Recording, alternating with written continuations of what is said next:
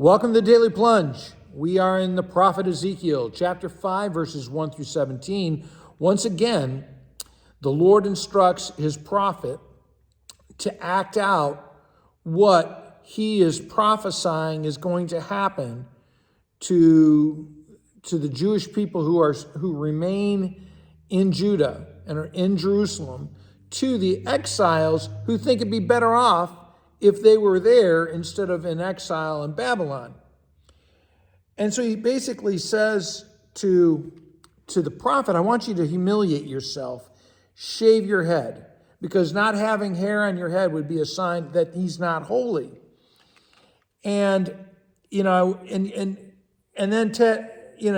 says, take a set of scales and to carefully divide up the hair that came off your head into 3 parts. And he says, that little play siege city you made, I want you to take a third of that hair and burn it inside the city. A third of the hair that's outside of it, I want you to throw that to the wind, and then take a few hairs and tuck it in your shirt pocket.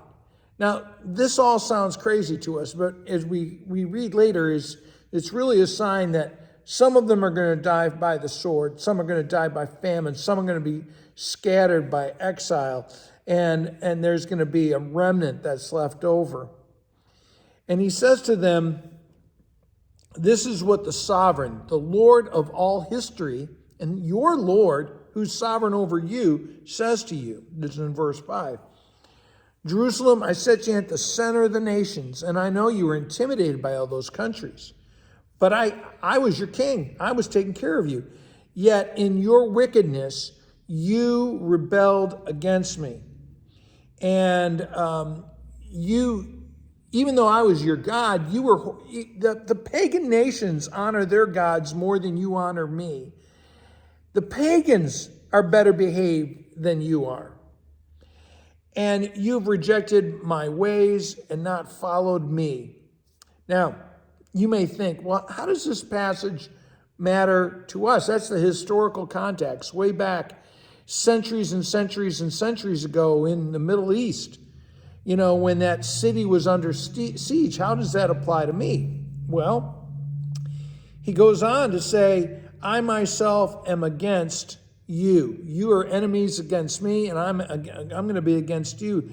He says that parents will eat their children, and children will eat their parents. And there may have been some cannibalism because of the siege, but think about how parents and children consume each other these days, how they eat each other up with malice and with greed and whatnot. He talks also in verse 9 about how they have these detestable idols. Again, what idols do we put in our lives that we trust those things more than we trust the Lord? He says, you defile yourself, and you defiled my sanctuary with these vile images and detestable practices. And that's something coming from this crazy prophet who's cooking his bread over manure, and he's telling them, you guys are really vile. And why are they vile? Because they hate the Lord, and they're worshiping other gods.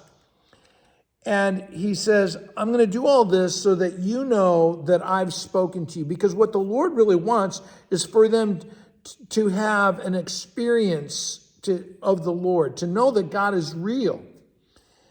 And you think about it, as we are spiritually starved, and as we try to look for other things, finally we're going to come back to the Lord. And that's what the Lord says,